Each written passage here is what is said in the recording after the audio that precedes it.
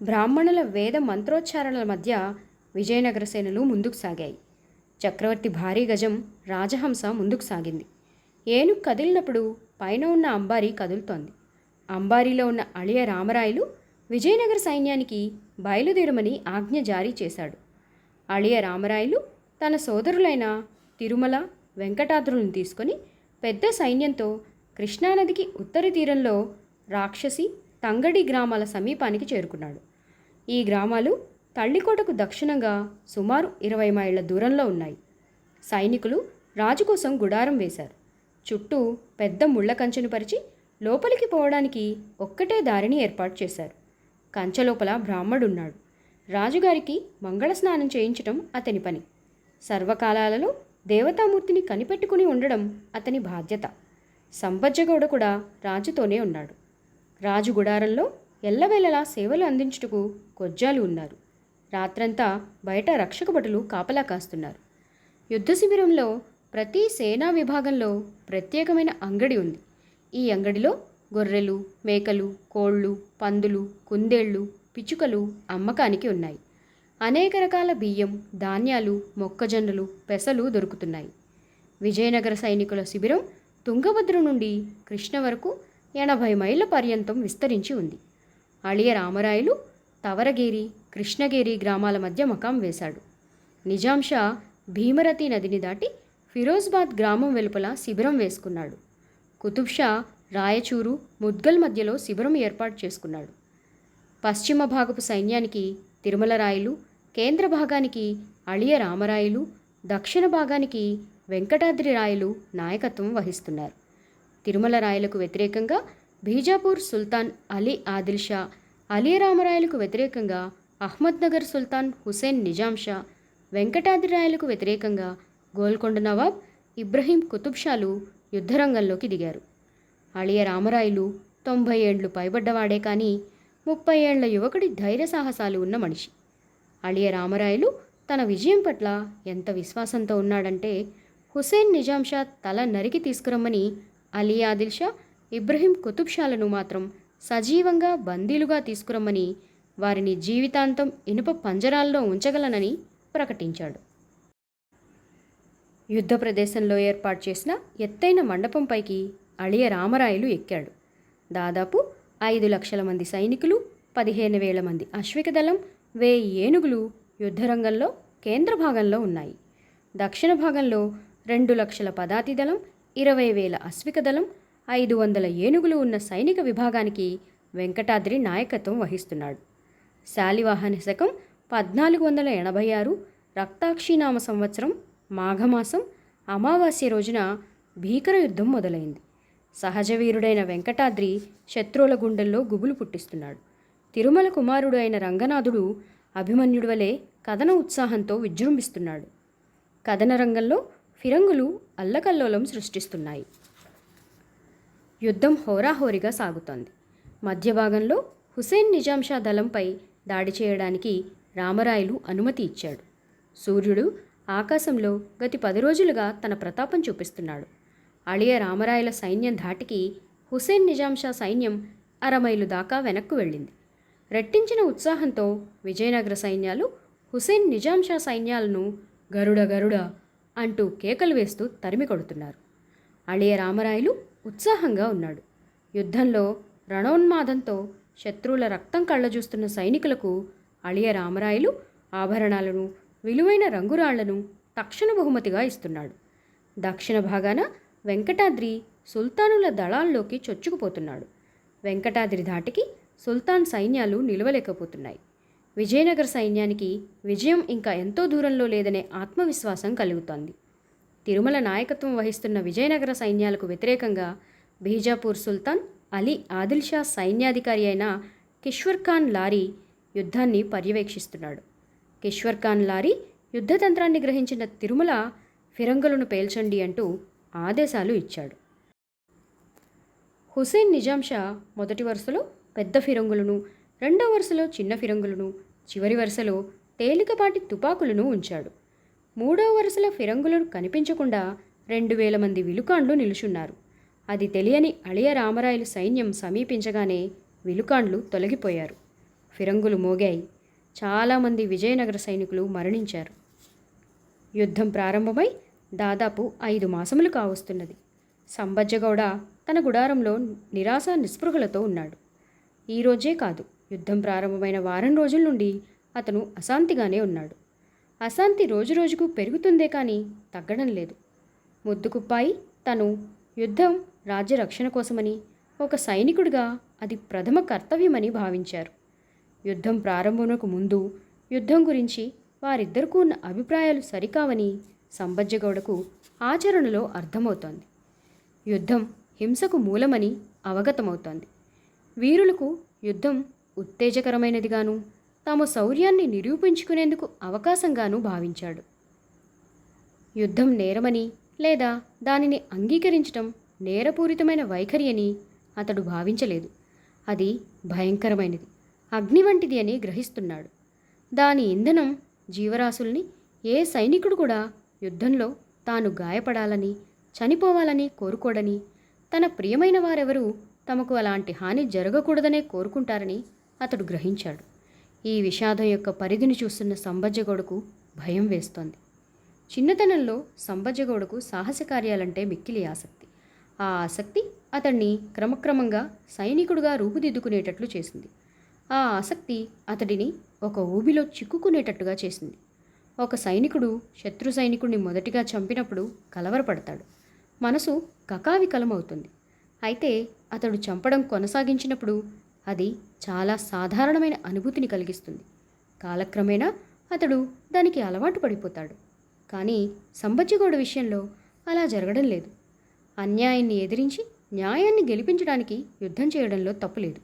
కానీ ప్రస్తుతం జరుగుతున్న యుద్ధం న్యాయాన్యాయాలకు సంబంధించినదిగా అతడికి తోస్తోంది. అప్పుడప్పుడు తాను చిన్నపిల్లవాడిలా మనసులోనే ఏడుస్తున్నాడు. ముద్దుకుప్పాయి గుర్తుకు వచ్చినప్పుడంతా తాను తప్పక జీవించాలి అనుకుంటున్నాడు. యుద్ధక్షేత్రంలో ఉన్నప్పుడు ఈ సంఘర్షణ అతడికి కలగడం లేదు. సాయంత్రపు యుద్ధ విరమణ తర్వాత ఇటువంటి ఆలోచనలు అతన్ని ఉక్కిరిబిక్కిరి చేస్తున్నాయి, నిద్రకు దూరం చేస్తున్నాయి. విజయనగర రాజులు, పంచపాదుషాలు ప్రతీకారం సాగుతో తరం నుండి తరానికి ఈ యుద్ధ బీభత్సాన్ని కొనసాగిస్తున్న ఒక ప్రక్రియగా అతడికి తోస్తోంది. యుద్ధంలో చనిపోయిన వారు కాకుండా యుద్ధం తర్వాత జీవించేవారు యుద్ధం తాలూకు భయంకర అనుభవాలు మరవలేకపోతుంటారు. ఈ యుద్ధంలో సంబజ్జగౌడకు రక్తం, శ్రమ, కన్నీళ్లు, చెమట తప్ప అందించడానికి ఏమీ లేదు అనిపించింది. తన సైనిక వైభవం రక్తపు జల్లలతో ఏర్పడిన ఇంద్రధనుస్సు వంటిది. దాని ఉనికి ఎవరిని సంతోషపెడుతుంది? కలవరపడుతున్న ఆలోచనలతో నిద్రపట్టిన సంబజ్జగౌడకు హఠాత్తుగా వలంది గుర్తుకు వచ్చింది. మంచంపై నుండి దిగ్గున లేచాడు. లేచిందే తడువుగా గుడారం బయటకు వచ్చాడు. వలందిని వెతుకుతూ యుద్ధ శిబిరాల్లోని గుడారాల మధ్య ఉన్న దారుల గుండా ఆరో తీసుకుంటూ వెళ్తున్నాడు. ఇన్ని రోజులుగా తను బయటికి రాలేదు. కానీ ఇప్పుడు శిబిరాల గుండా వెళుతూ ఉంటే ఇదేదో కొత్త ప్రపంచంగా తోస్తోంది. పొట్టేలు, అడవి పంది, కుందేలు వంటి జంతువుల మాంసం కాలుస్తున్నారు. పూటుగా మద్యం సేవించిన సైనికులు కాల్చిన మాంసాన్ని ఎగబడి తింటున్నారు. కాలుస్తున్న మాంసపు ఘాటైన వాసనలు అతడికి ఊపిరి ఆడకుండా చేస్తున్నాయి. దానికి తోడు సైనికులు తాగిన మద్యపు వాసనలు అతన్ని ఇబ్బంది పెడుతున్నాయి. వాళ్ళని చూస్తే ఒక్కడికి కూడా యుద్ధం గురించిన దిగులే లేదనిపిస్తోంది. ఈ మజా చేయడానికే నరపతి వీరికి ఏ రోజు జీతం ఆ రోజు ఇస్తున్నది అని సంబజ్జగౌడ అనుకున్నాడు. వేశ్యల గురించి తాను ఆరా తీస్తూ ఉంటే అందరూ అదొక రకమైన నవ్వుతో దారి చూపిస్తున్నారు. వేశ్యలు ఉన్న గుడారాల వద్ద సైనికులు గుంపులు గుంపులుగా ఉన్నారు. ఒకరిని ఒకరు తిట్టుకుంటూ, తోసుకుంటూ, నేను ముందుగా వెళ్తానంటే నేను ముందని దొమ్మి చేస్తున్నారు. కొంతమంది మల్ల యుద్ధానికి కూడా తలపడుతున్నారు. వీరందరినీ చూస్తూ సంబజ్జగౌడకు వలందిని తలుచుకొని గాబరా పుడుతున్నది. ఎట్టకేలకు వారిని వీరిని అడుగుతూ వలంది ఉన్న గుడారానికి చేరుకున్నాడు. గుడారం బయట ఉన్న ఒక యువతి, మీకు ఎవరు కావాలి? ఎవరిని ఎంపిక చేసుకుంటారు? ఎంపిక చేసుకున్న అమ్మాయిని బట్టి దుడ్డు ఉంటుంది అన్నది. నాకు వలంది కావాలి అన్నాడు. వలందికి ఆరోగ్యం బాగాలేదు, తాను మీ దగ్గరికి రాదు. నేను ఆమెకు కావలసిన వాణ్ణి, మరో ఉద్దేశంతో ఆమె గురించి అడగడం లేదు. అక్కడ ఉన్న సైనికులు సంబజ్జగౌడ పట్ల చూపుతున్న విధేయతను గమనించిన ఆ యువతి, ఇతడు ఎవరో ప్రముఖ సైనిక నాయకుడై ఉంటాడని భావించి, మీరు ఎవరు?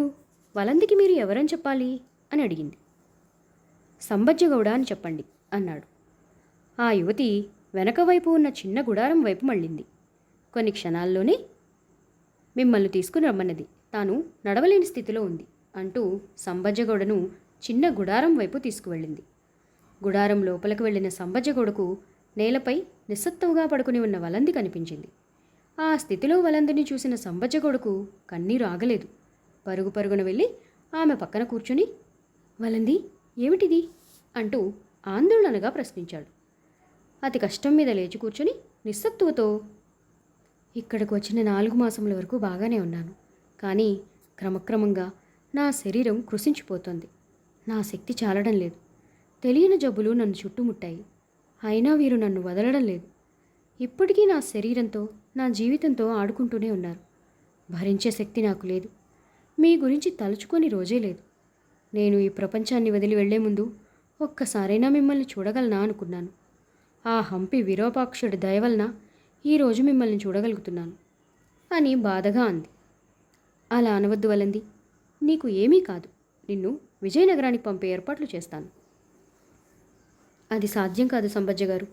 ఈ నరకం లోపలికి రావడమే కానీ బయటకు వెళ్ళే అవకాశం ఉండదు.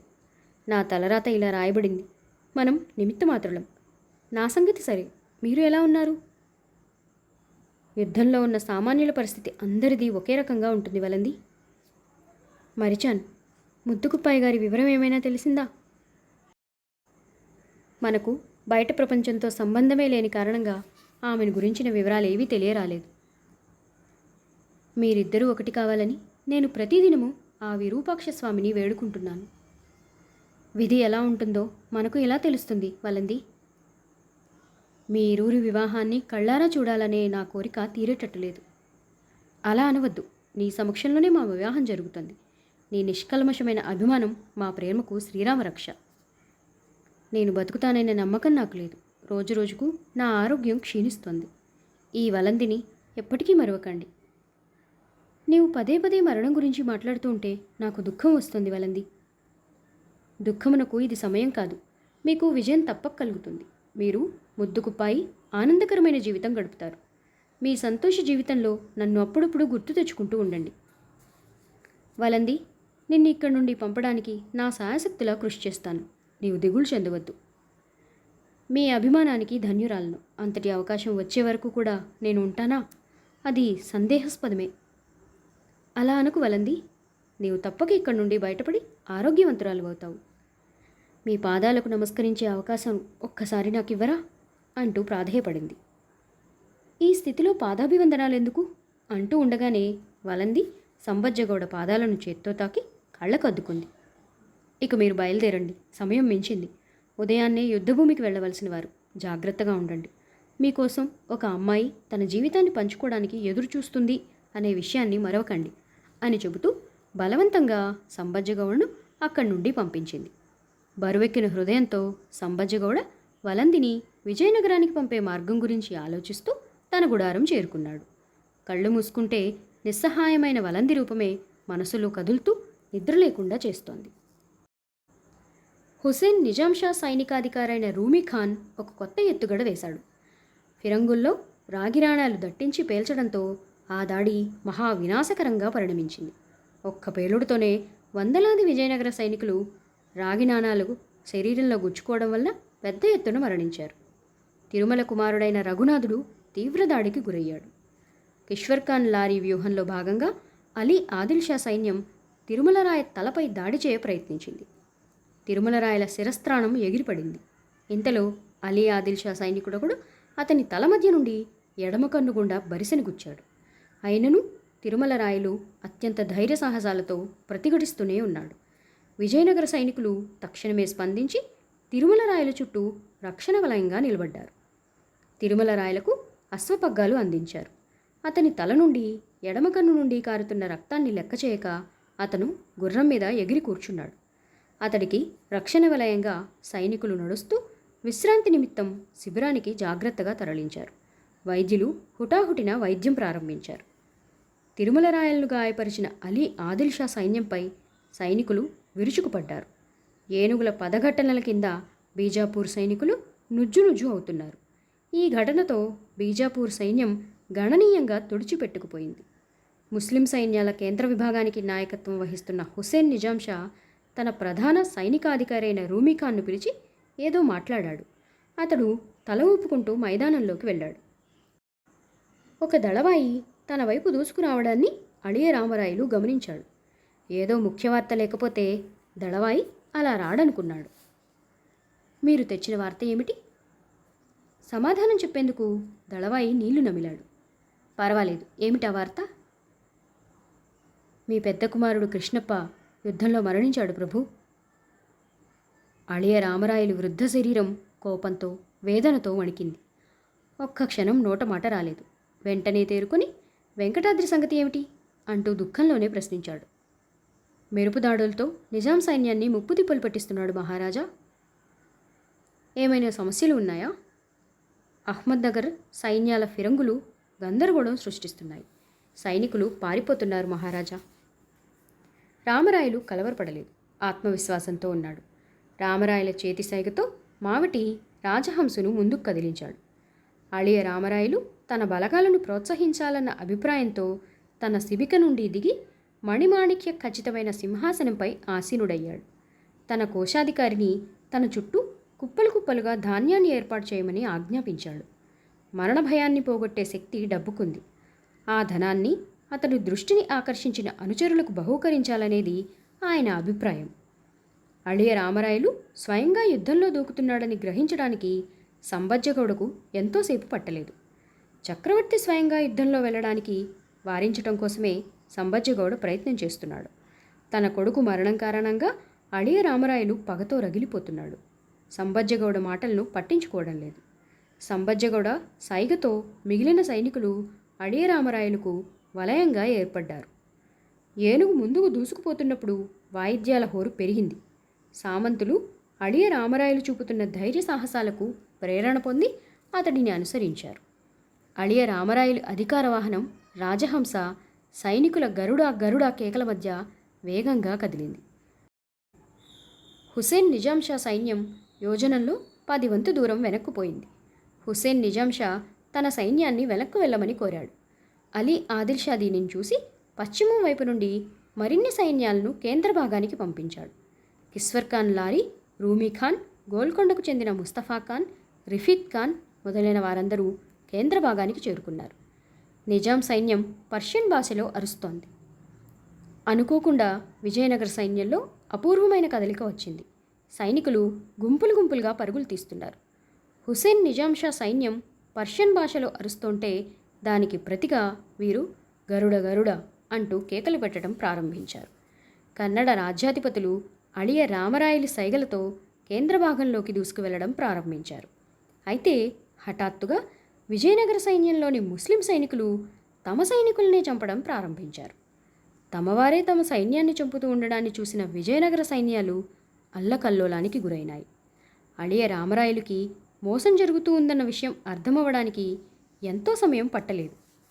తన సొంత మనుషులు చేస్తున్న ద్రోహాన్ని జీర్ణించుకోలేకపోయాడు.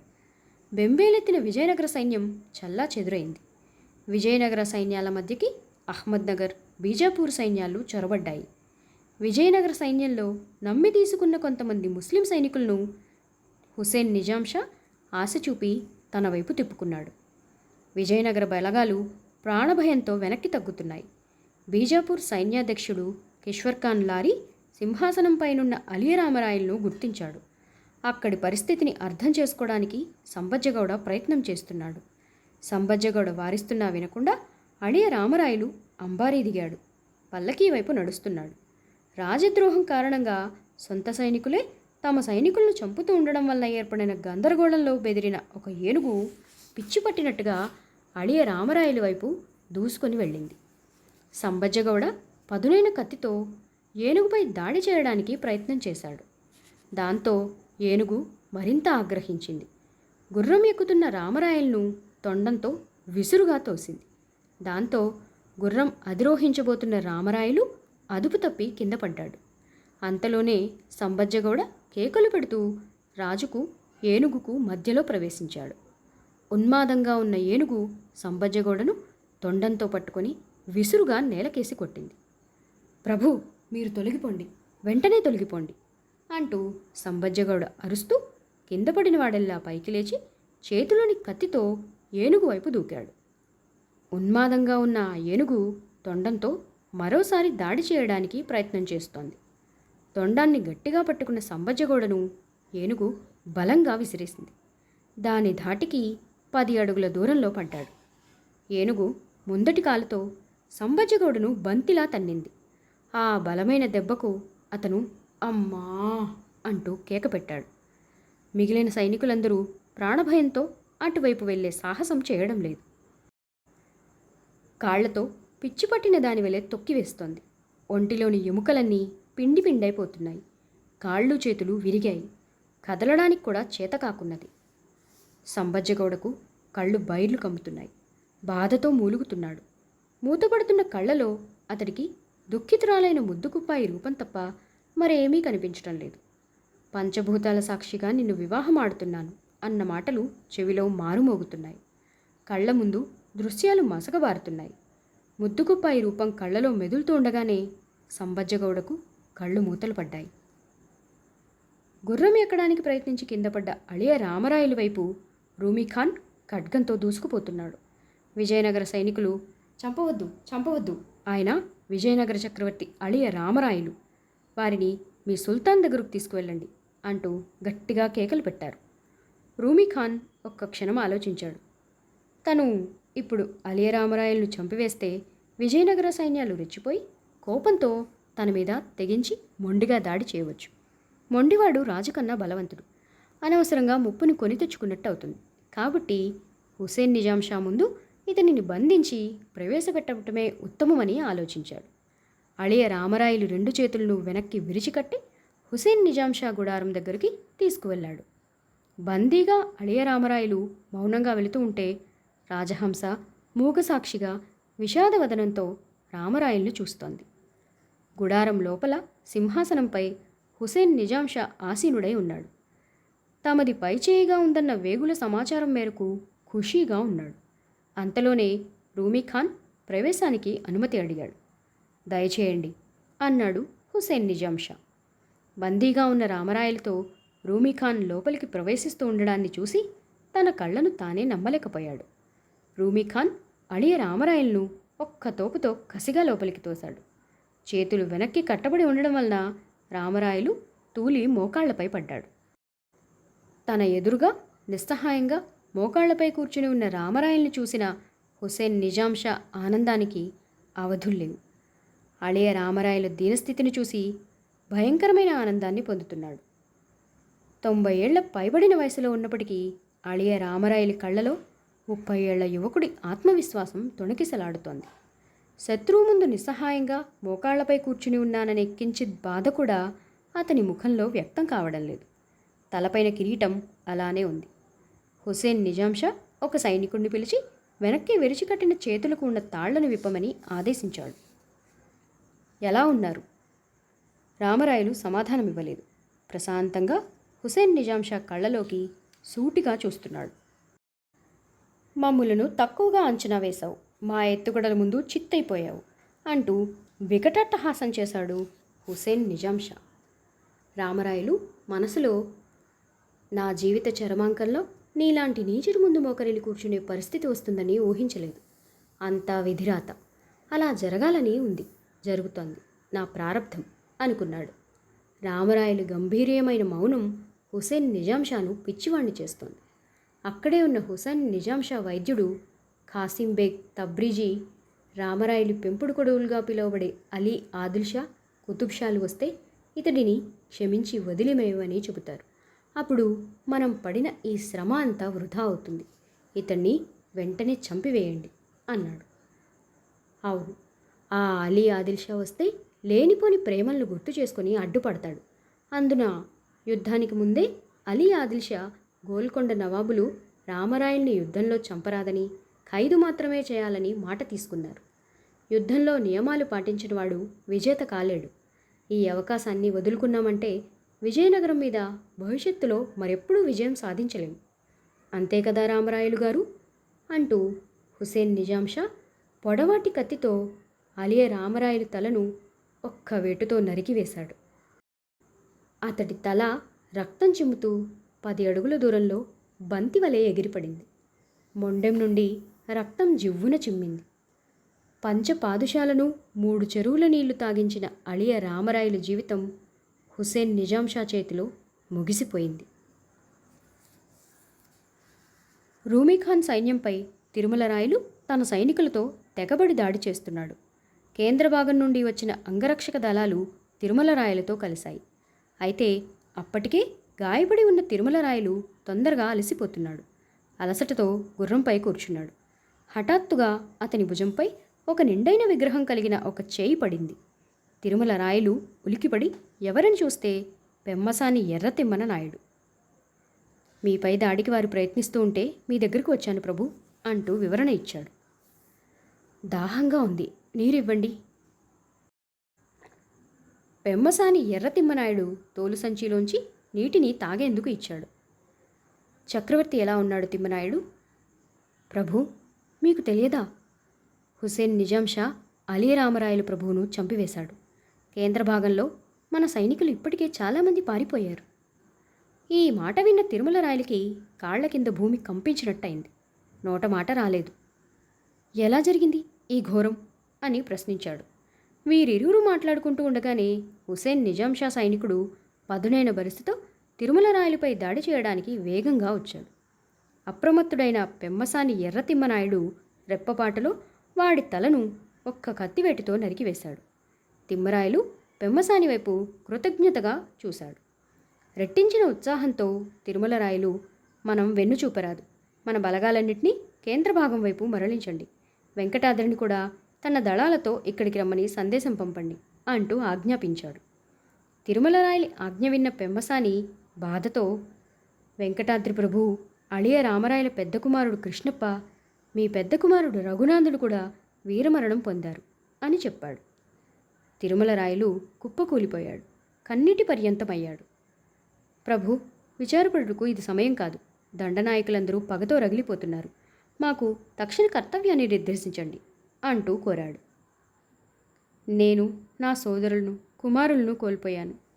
నాకు మరణం వచ్చుంటే బాగుండేది అంటూ బాధతో అన్నాడు. యుద్ధంలో మరణం సహజం కదా ప్రభు, తమరికి చెప్పగలవాణ్ణి కాదు.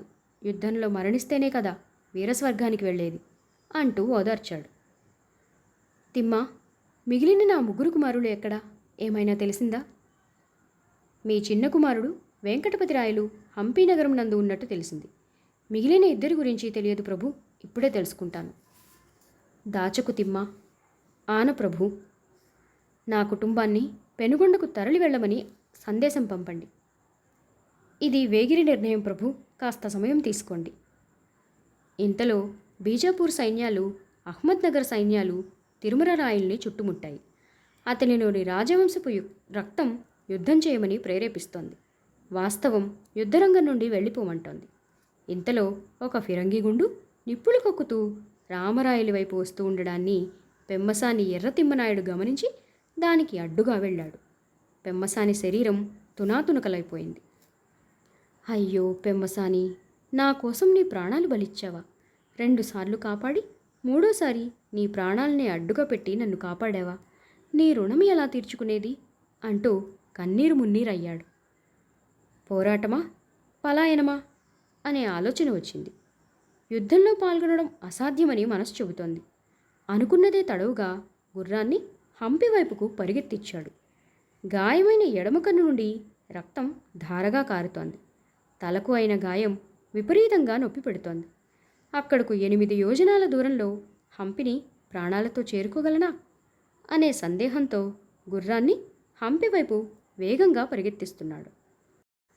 తిరుమలరాయలు కృష్ణానదీ తీరం వెంబడి గుర్రంపై దౌడు తీస్తున్నాడు. ఎడమ కన్ను పూర్తిగా కనిపించటం లేదు. కుడి కన్నుతో మాత్రమే దారి చూడగలుగుతున్నాడు. నదిలోని నీరు ఎరుపు రంగులో ప్రవహించటాన్ని చూసిన తిరుమలరాయలు ఊచకోత ప్రారంభమైందన్నట్టుగా బాధతో గొంతెత్తి ఏడ్చాడు. కనుచూపు మేరలో హంపి నగరం మసకమసకగా కనిపిస్తోంది. హంపిని చూసిన వెంటనే శక్తినంతా కూడగట్టుకుని గుర్రాన్ని వేగంగా అదిలించాడు. తన కుటుంబ సభ్యులను కలిసిన తక్షణమే తన ప్రాణాలు పోయినా పర్వాలేదు అనుకున్నాడు. స్పృహ తప్పి గుర్రం పైననే వాలిపోయాడు.